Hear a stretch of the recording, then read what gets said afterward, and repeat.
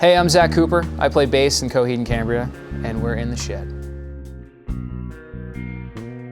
Yeah, so Disappearing Act has a lot of, you know, it's kind of a departure for the band, I think, in a lot of ways. You know, there's a lot of electronic elements and things like that.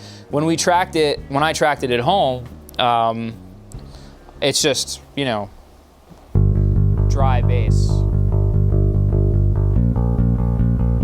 And then even in the verses, does this, and then, you know, there's some movement. But in rehearsals, I've been using the optimizer up an octave, so I had to kind of rework some of those fingerings, but.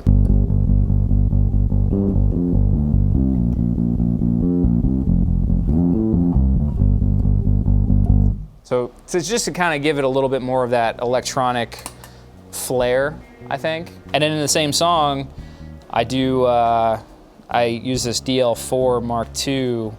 There's a glitch setting on it that I like. And during the, during the bridge, I will engage that and play some chords, which I also didn't do any of this on the record, but I think it sounds kind of cool, so I just kind of let it roll.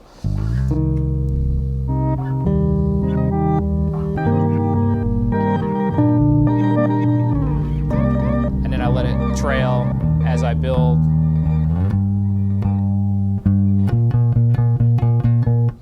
It's the Mantic Vitriol. It's one of my favorite sounding distortion pedals on a bass. Like, it's just got.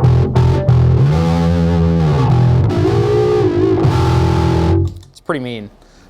So I use that a lot during, let's see, like when we play In Keeping Secrets, there's like kind of a freak out moment, and I'll kick on delay and the Mantic, and I just kind of like let it rip.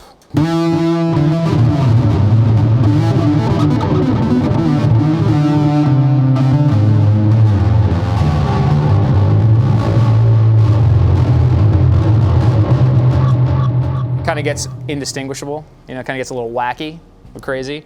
You know, I use the aggro a bunch too in at the top of the Dark Sentencer.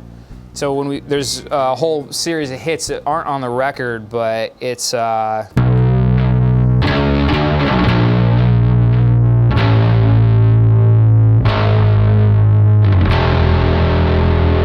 we do these series of hits. So I use that.